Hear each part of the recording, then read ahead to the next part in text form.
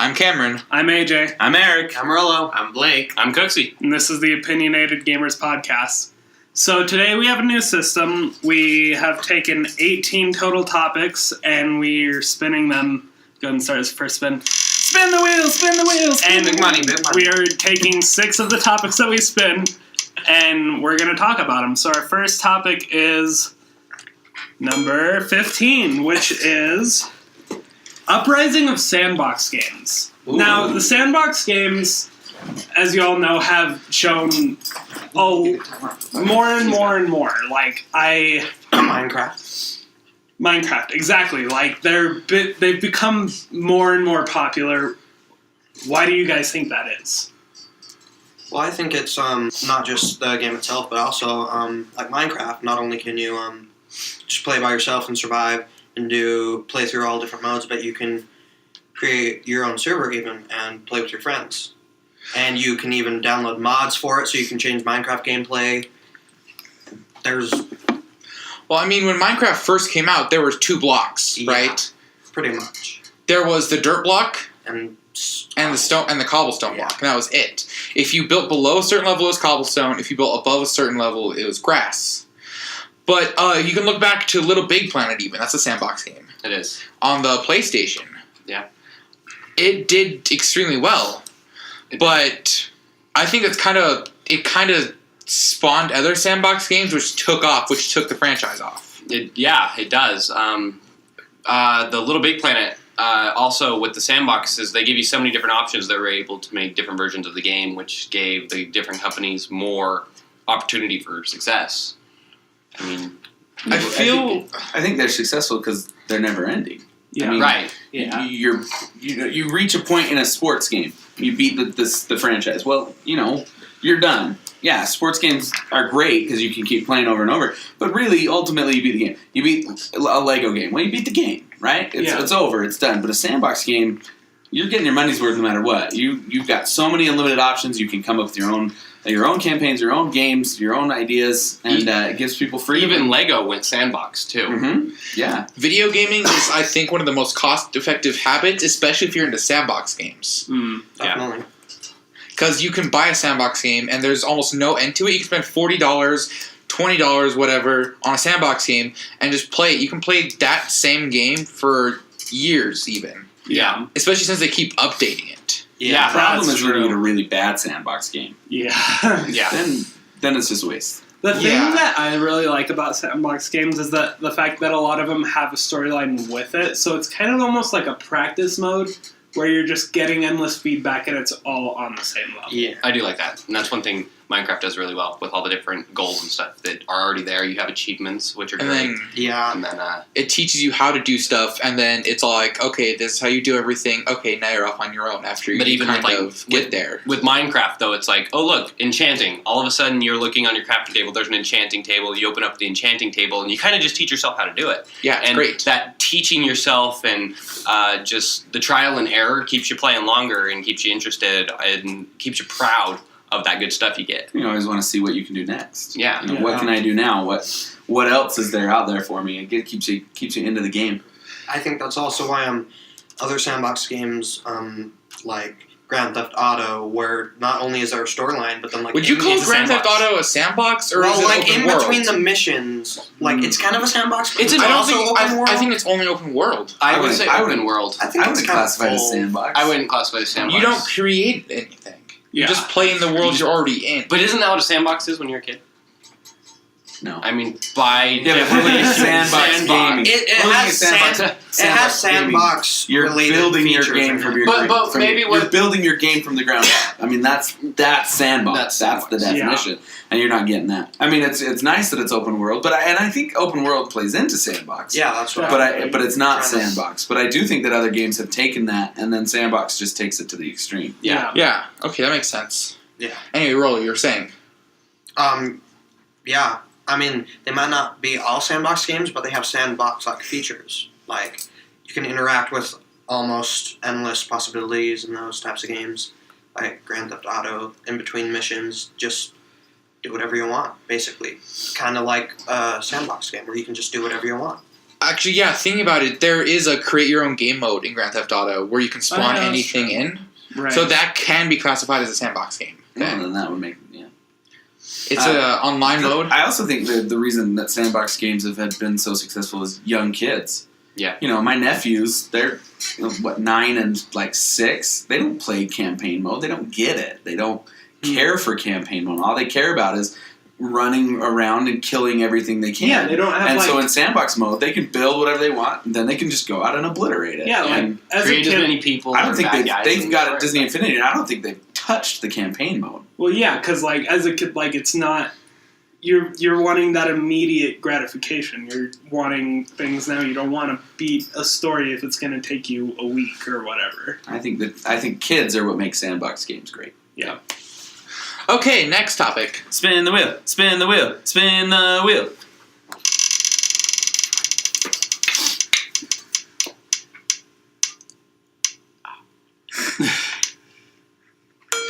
Ten. Which is unique Pokemon typing. Okay. Blake, why don't you introduce this? It was your idea. What do you mean by this? This was my idea, yeah.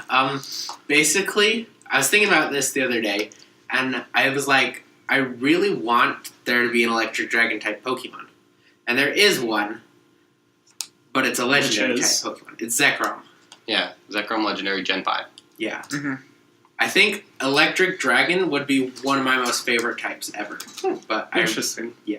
Just because of the moveset, or? Well, yeah, electric and dragon type are my two favorite types. Okay. I mean, there's some that I don't think could combine in other Pokemon than legendaries because of how overpowered it would be. That's true. It's up to that. Would you say electric dragon is a type like that? You think it would be too overpowered unless it was legendaries? No, it's fairy type. Yeah, fairy type would take that down instantly. I mean, one that I've heard many people talk about, and one that I've talked about myself, is a ghost normal type.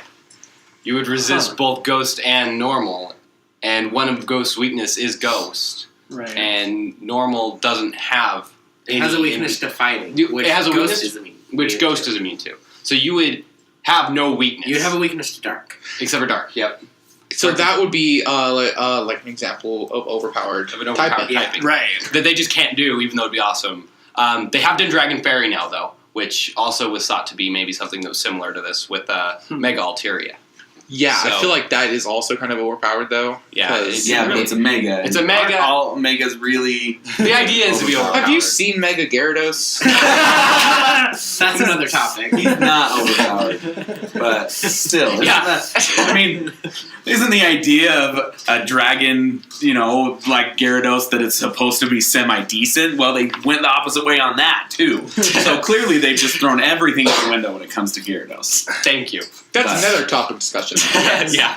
But I mean, that's the whole point of Mega, is to make it OP. So that'd be a fun Mega, like Fun Mega if typing. a ghost, you came up with a Mega, A Mega Ghost. a Like a Mega ghost, Ambipom. and it Game becomes ghost that. typing. That'd be awesome. fun. That'd be a way cool So one. me being a person who has yet to play any Pokemon with the Mega feature, can you Mega any Pokemon? No, No. You cannot. only certain ones. There are certain Pokemon you can Mega. Like, I'm not sure what the total's up to. I want to say it's somewhere around 30-ish. I was looking through the it's Pokédex 38, I today, think. and it's quite a bit. I think it's a 38. Yeah. Okay. And then two And then primals putting it to When 40. you have them in your team, you can only Mega one Pokemon per battle. Unless Okay. it's a primal. The way they decided on this was mostly actually from who people were using in competitive play. Okay. So they like So that being said, That's who gets Megas? Is that what it is? a lot of it I is have no idea. like with Mega Sableye. Sometimes I'm like, why did they pick that dumb Pokemon to get a Mega? Okay, no, Mega Sableye, I mean, this is off Mega topic. Sableye is really That- great. It's cool, but it's literally just hiding behind a diamond, right? Like, it's just hiding An behind a awesome ruby. diamond that came out of its chest. It's a diamond if it's shiny. Okay. It's hiding behind a rupee. Or Ruby. emerald. A rupee. But yeah, it's behind a All the rupee. things. It is a rupee, though, Crossover guys. gaming. so It's all in are there any other types you really want to see come out in this cross type you're talking about? I don't know. I feel like that poison isn't mixed with very many different typings. Yeah, I can agree to that. They have introduced. I want to say Poison Fairy, actually, as I think about Yes. it. Or That would Steel be Fairy. cool. Steel There's a Fairy. Steel Fairy. Steel Is there Fairy, Steel Fairy? yeah. Klefki. Klefki. is. The prankster Pokemon. The the best at it, in my opinion. I like whimsicott better. I'm glad Blake brought a topic that there was 4 minutes of conversation. Go, Blake. Let's I tried. Spin the wheel! Okay, spinning the wheel. Spin the wheel. Spin the wheel.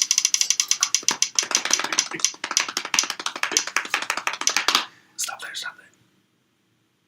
17! It did stop. Which is movies we wish had video games. All right, this is one of my topics. There are great movie video games. Most of them are Lego, but there are really bad movie video games. We all know that no movie video game That being really said, actually you're not ripping on the Lego movie. I'm not. No, The, like, The Lego movies are great. the Lego movies are No, but the Lego games- games are fantastic. Okay, Some of the best No, that's what I'm games. saying. Absolutely, some of the in fact, greatest games. If I were to pick movies to become games, I'd want them I to would be want them Lego Lego games because of how Lego good games Lego's done. okay, fantastic. Gotcha. So really, what I want to know is That would be what games or what movies would you like to see as a game, and more than likely be a Lego game. Well, before you said more than likely to be a Lego game, I was going to say Indiana Jones. But it's already But Lego. it's already An Lego. And they did a amazing great Lego Lego. game. It's Yeah. a fantastic Lego game. I mean, They even got the whole fridge physics That's down. actually the same thing I was thinking. Fridge I was physics. thinking when he climbs in the When he fridge. climbs in and the fridge then and doesn't die. Oh, yeah. Yeah. I also love the tongue-in-cheek nature of the Lego movie. Like, they know that some of the movies are really stupid, so they make fun of them. You know, they Oh, like, right. like all the and not that Star Wars is stupid. I'm not saying that. I'm a huge Star Wars fan. But the little cheeky things that happen in Star Wars, and then Lego takes it even further and mocks it and makes fun of it. That's part of the reason that the Lego games are great. Yeah. So again, what movies that are out would we love to see? I mean, I think a Lego Hunger Games Ooh. That would be such a good game. Okay. would be a lot of fun. No, movies. movies I don't know. that I They have a lot of good Lego movie games already, though. They've I know, done but- really good but with there them. Are you There are looking new Lego? movies. Are you looking just for Lego or just No, for any Any movies. movie. I want to see like a great movie. I gotta think. Red Dawn. Red Dawn, the new movie, I really enjoyed it, and the old one was really good. And I think that'd be a great concept for a game. One of those. Oh my gosh, I'm starting from the ground and then work my way up. That's a great game with the upgrades, the unlocks, and you just fight to survive. Great game, and one I really like that's already like that's Uncharted. If you've ever played the Uncharted, it is a PlayStation exclusive, but it's a great game, and it's like a mix of Indiana Jones with just a combat game. And Yeah. it's a great design, but if they just made more combat-based games around movies that are great movies, then it would be great, because I mean, I love playing like the Star Wars Battlefront game, because That was with a Star fun Wars game. Battlefront, it's great combat game around Yeah. a great movie. That's true. Yeah, it doesn't even have to be follow the movie. No, exactly. You know what would be a great movie though, or a great movie game, would be Lego Goonies. That'd be so yes. that'd be Wouldn't that be my God. I just don't know if the content's there. Because Goonies, there it is, but Goonies, like the entire plot is almost like 4 or 5 levels of Oh, spoiler alert. a Lego game. Yeah. That's true, but you could do classic Movies with Yeah. Lego games. Well, it became a movie. Goonies, Sandlot, Lego Like- Sandlot. There's a book that became a movie, World War Z. I'd like to see a video game off of the book, not the movie. Because in the movie, it was just a fighting zombie game, or a Right. fighting zombie movie. The book was actually about, like, there were no fast zombies in the book. It's all about the fact that they outnumber us millions to 1, and there's nothing we can do about this on-driving force. Interesting. I'd like to see a game on that, not the movie. I really liked what is it, Last of Us? Last of Us was Great great zombie too. game, and it was Great exactly game. like that. It was like you ran into people that were also fighting for their life, Yeah. but at the same time, it was a survival game, pure survival, and it was another one of those very minimalistic what you have fighting to survive games. That's the difference between horror zombies and regular zombies. Is like Left 4 Dead, right? Great game. It's just millions of zombies, you're just mowing them all down with whatever you have. Yeah. That game, you see one zombie and you're like, ah, crap. Yeah, you're What freaking out. can How I do you do? get around this? Exactly. Next topic? Yeah, Okay, sounds spin the good. wheel. Spin that wheel. Spin that wheel. I want to see a 3, a 7, or a 9. You're not going to We see did any of pass those. 3 and 7. We're Six. seeing a 6. Which I think we is did 9 though. Didn't we? favorite video game intro Ah. cutscene. This was Ooh, mine. great one. Introduce it, Marcus.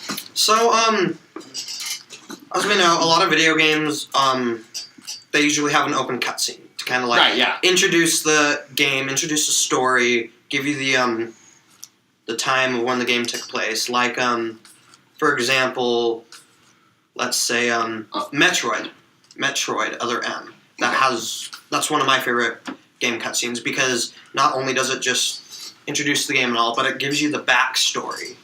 Yeah. Of, like, how it came to be.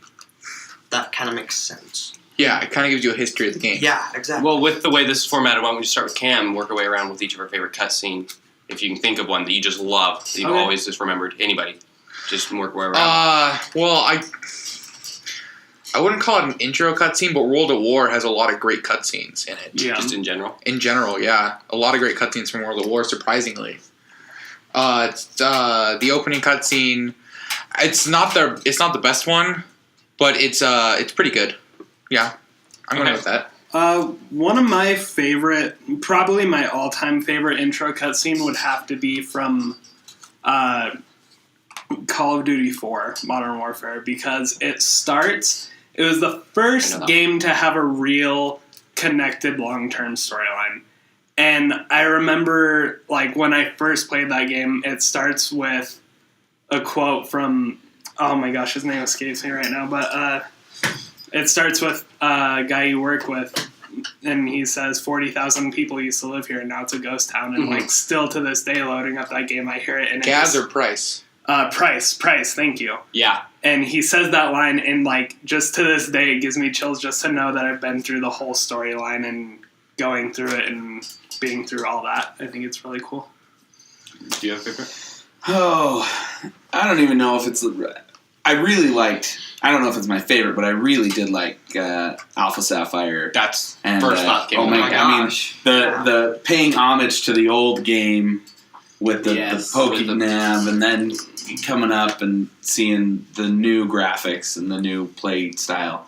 That was awesome. Well, the opening video was the exact same, and then you start and you're looking at a Pokénav, and it's just genius. And it's great. You got the same old professor standing there, and it's just a great way to pay tribute to the game that you're recreating and making better. That one's probably one of my favorites. But I do like, and I don't even know if it's like a full cutscene because you really are playing spliced into it.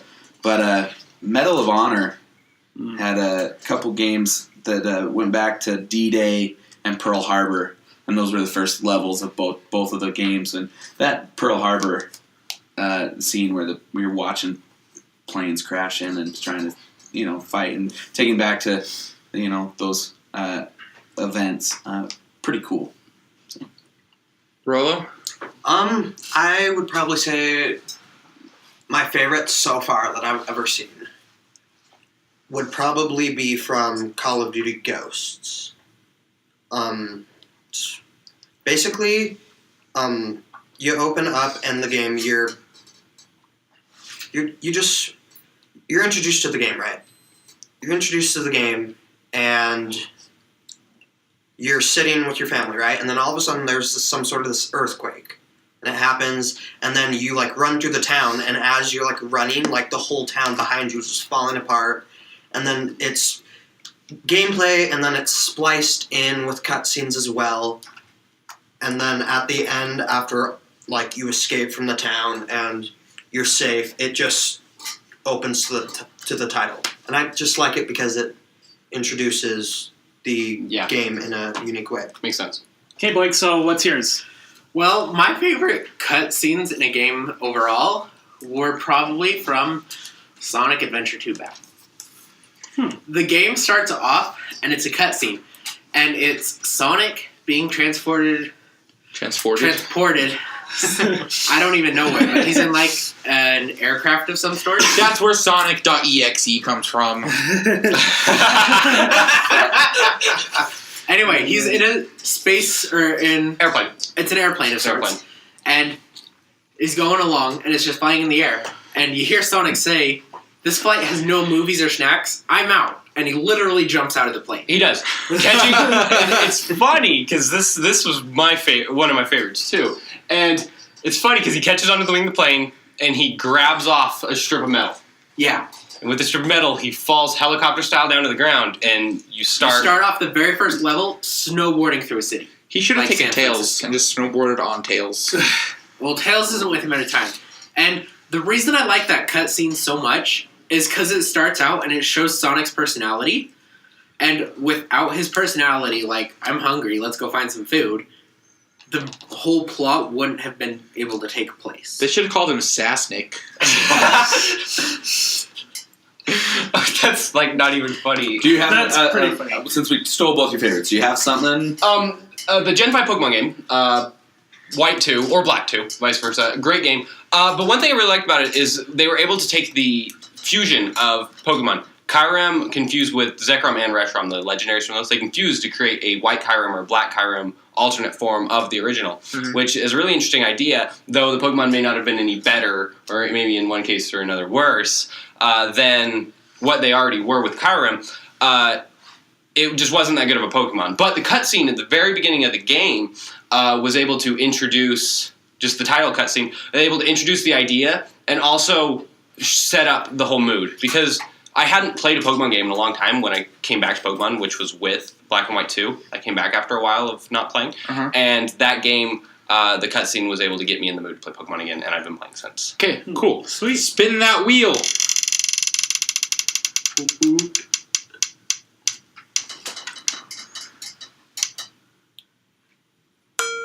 4. Double Dash. Mario is another one of mine. Mario Kart Double Dash. Get all three of yours. No, No, we just, don't do it. just Just two. Okay. I chose this one because we all know that Mario Kart Double Dash was a great game. Oh, yeah. No Amazing doubt. game. Best Mario Kart. This kind of talks Arguably. about it in general, along with But it maybe is. either remaking the game or just making another Double Dash game. Yeah, why remake the game? They just need to bring back the feature. Yeah. I wish I would hope that in the near future Yeah. you take what you get in Mario Kart 8, which is a good Mario Kart. I'd say very near the best. Yeah. And you take what you get with Double Dash, and you see a mixture of the two. You know what else would be great? If there was, for like somehow, I'm sure they can do this, right? An update to Mario Kart 7 on the DS that allowed a Double Dash feature. Oh, totally. Double Dash feature would be interesting on the DS, but because it's a handheld and it's a personal game, I don't think it's a good idea. Yeah. But with Mario Kart 8 being a console game, and they've introduced 8-man Smash for Smash, why not make an 8-man Mario Kart Double Dash feature? That would be a lot of fun. That would be way fun. I never minded playing Double Dash, though, where you control, both. Where you control both people, Both but you people. could carry 2 items. But they kept that feature, though. Really. I mean, with the 2 items, you can hold an item behind you up until Mario Kart 8, and you can have one in your hand, too. So really, you're not losing. No, in Double Dash you can hold 3, though. No, you can't. You're right, because whoever's in the back's holding on to theirs, even Holding if on to it's theirs. selected. Even if it's selected, yep. So it's an Okay. interesting and a good concept, and I would love to see it brought back. It's a great mechanic. It is a great mechanic. And especially with the way that they've resorted back to, with Mario Kart 8, if you're holding the item behind you, it's your held item. You don't get 2 items. You can't Right. hold one behind you and Oh, they went get back a to new one. that? You're with that. So you can use it to, like, guard yourself and stuff, but I want to see a 2-man cart, because 2-man carts Plus, are I love best. the ability to choose different people to be in your 2-man cart and the way that it affected Your items. your items and your cart and your speeds and things like that. They And had it was the different special compared items to and special how- items.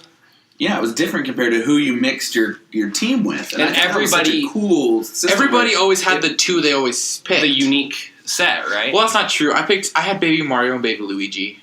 Lame. Dude, no. Baby Luigi, if he came in second, he'd be like, Yeah. Baby Luigi number not 1. And I'm like, this baby here, though. Okay? He understands. Yeah.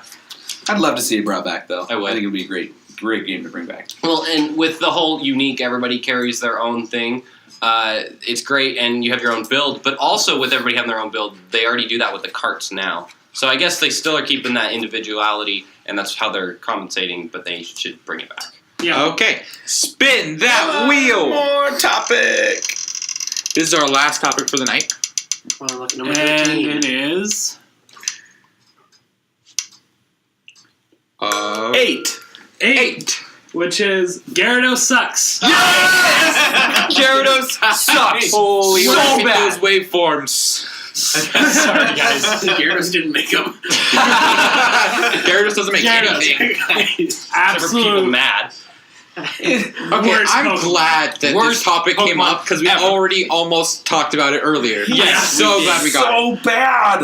Okay, The thing so is, Mega you have to Gyarados. put up with Magikarp for so long. You should be rewarded with something great. But you get Gyarados. And But you you get end up with Gyarados. Gyarados, and it's like, man, I just raised this useless piece of crap Pokemon, Magikarp, to get another more useless piece of crap Pokemon.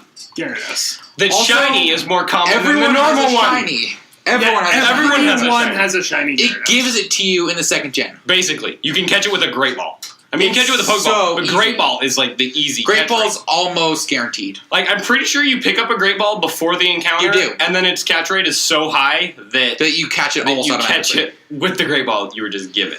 It's so dumb. It is Well, and can we just address the fact that he's not a dragon type? no, he's not. He's a dragon Pokemon. If it looks like a dragon, smells like a dragon, it probably should be a dragon. But Right. apparently, Charizard. Hey, and it is. Charizard is When now it's a in Megas. dragon type. When it Now. Megas. When it Megas. And guess what other Pokemon got a Mega? Gyarados. Can we talk about how that looks like a shrimp? It Right? does look like a like it's the they king found- of Magikarps. They Like, found that's what a way it is. to make Gyarados look more lame. They did. Yeah. They really did. Like, you have a Absolutely. Magikarp, I like, this is just flopping around doing nothing. Then you get a Gyarados, and you're like, it's still stupid, but at least it looks kind of cooler. And then it Mega Gyarados and you're like, I don't even want this anymore. You're like, I Yeah. take that back. so you go and you catch a Magikarp. Your first time playing Pokemon 3, you don't know anything, and you say catch a Magikarp, and you go, okay, the most useless Pokemon ever says that in the description. yes, it does. And then you're like, okay, well, if I raise this, shouldn't there be some great reward to that? Shouldn't there be some prize after putting up with Magikarp Splash for so darn long? To level 16. And the worst 15, part is 15 with tackle. And the worst part is if you don't want to use, you can't use it in actual battle. So you either have to start with him and then swap him out, or waste an experience share on him. And it really is a waste of an experience share. I Oh, mean, it there's is. so many Absolutely. levels. It's 20 levels worth of experience, or 15 if you get it from the guy who gives you the Magikarp. Right? You buy the Magikarp 500. by 500. Which Can the I Magikarp's worth more than the Gyarados is. Can I point out that there's that dude in Pokemon? He's like, I'm going to fight you with the Magikarp my dad gave me. Spoiler alert: your dad doesn't love you. That's the guy in Okay. Diamond, Platinum, and Pearl.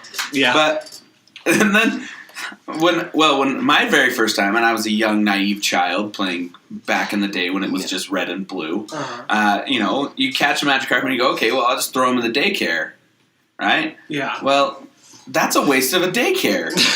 There's so many other people I could put in the daycare and get leveled up. Right. But no, I put them in the daycare, wasted my money, and then all I got was a disappointing Gyarados. I put my shiny Magikarps in the daycare until they're level 100 because a shiny Magikarp is more rare than a shiny Gyarados. True. Do you have a thing that keeps them from evolving? In the daycare, they don't evolve. I know, but once you get them, you have They're to level battle with them. 100. You don't level up. You're right, they don't level up again. You bring up a very good point. Yep. And I moved a leader everything but Splash, and they are probably one of my favorite Pokemon that I have. It's like, most yeah, I prized ha- possession. You're like, yeah, you want to come over see my 18 shiny Magikarps that are level 100? No Splash. That's how he's getting the ladies. Through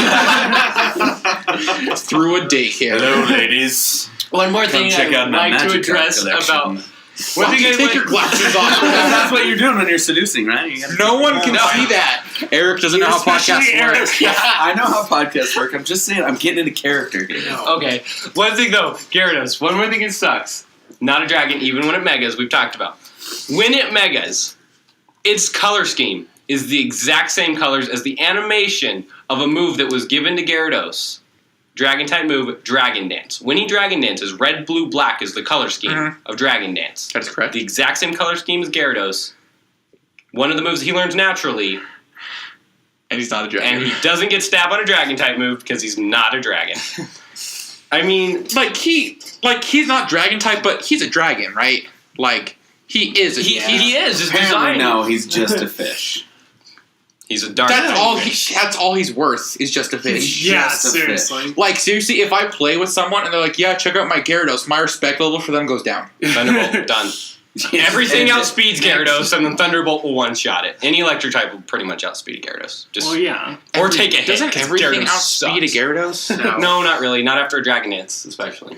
Okay, yeah, Dragon Dance will raise it up, but Gyarados aren't that fast. They're not. They're really bad. One other thing though, It's because all they did their whole childhood was just splash around. Yep. It's like didn't that. build up any muscles. It's like, oh my gosh, you're the girl from the Pokemon episode. Splashing. Did you never see that one? All the Hypno convinces all the children in town to think they're Pokemon. There's some girl in the bottle going, magic cut, magic cut. Somehow she got unlucky to turn into the most useless Pokemon. At least she wasn't a Gyarados. One thing though, one last thing before we wrap up here is Happy for telling us our time's getting close to the end. okay. So one more thing about Gyarados, move pool. Oh. First of all, Yeah. only Dark type move it learns by natural level up is Bite, and it learns it at level 20 when it evolves. Wait. I'm sitting here on Bulbapedia's page. for Shout out. Gyarados. Looking Did for Horus sponsor. update? Hey, Bulbapedia? yes, they have an Horus updated. Only in Horus, he'll learn Crunch naturally. Okay. Okay. He does And learn Bite Crunch. still. He learns Bite Okay. Still Crunch is the useless. Still only, or useless. Horus is the only game where he'll learn Crunch. naturally. Still useless. And then in addition to that, his move pool, he can learn Fire Blast, not a dragon. Not Not a dragon. Thunderbolt. Not Thunderbolt, water. not a Not a dragon. No, it's Not not elec- water and it's not a stab It's- move. It's Gyarados Okay. is an Now electric read or me fire. I feel like we should march on Japan until We they should. make this. a Read dragon. me off now, Blake. Read me off Gyarados' base attack stat and base special stat after the moves we just named off. Base attack is 125 for regular Gyarados and 155 for Mega.